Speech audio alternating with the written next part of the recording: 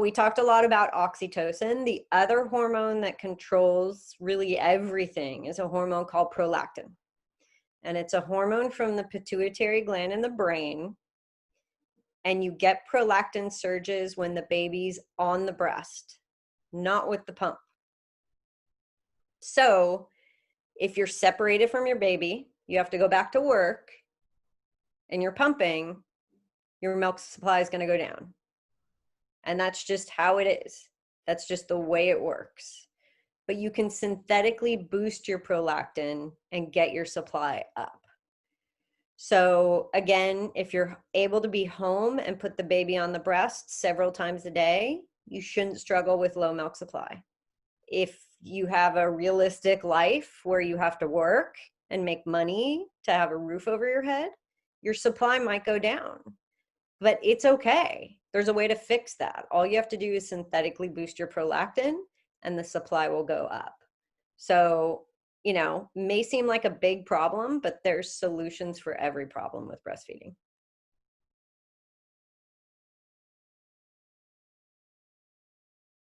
So in terms of the research, there's an herb called Fenugreek, and that boosts prolactin levels. A liquid tincture seems to be the most effective.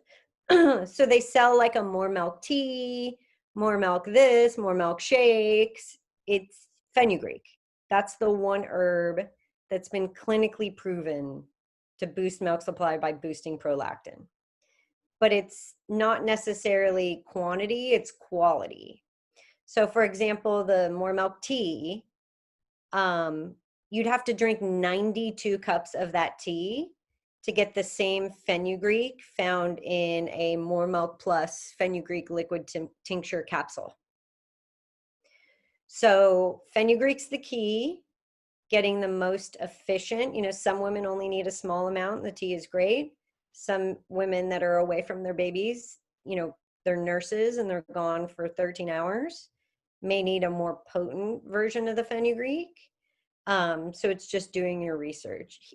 Pretty much in every country but the United States, there's a drug for acid reflux and nauseousness, and its side effect is boosted prolactin levels. It's a drug called domperidone. So there is a magic pill that boosts prolactin levels. It's just not FDA approved here in the United States. So if it's right when your milk is supposed to come in, so first stage of lactation starts when you're 10 weeks pregnant. Second stage of lactation happens after the delivery of the placenta. So it should be typically, you know, within 72 hours of the baby being born, you should go from this to this. Issues that can cause that from happening are third spacing, too many IV fluids,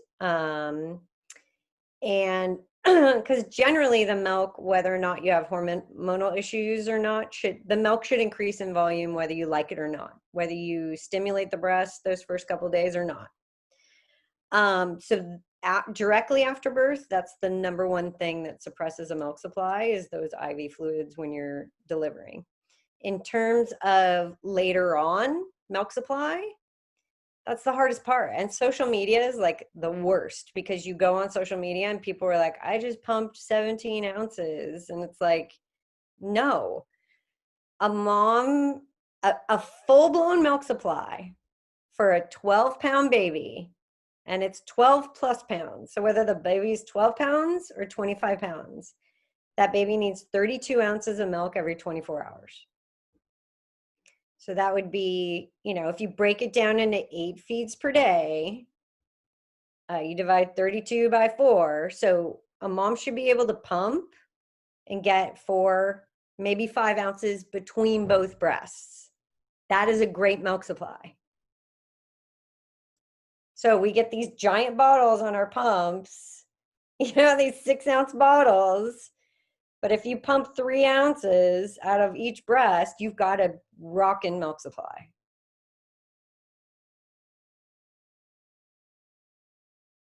So in my book, I have the baby, it's based on the baby's weight. So we've taken into account how many calories the baby needs to survive, and then how much food on top of that breast milk or formula they need in order to gain 1 ounce per day.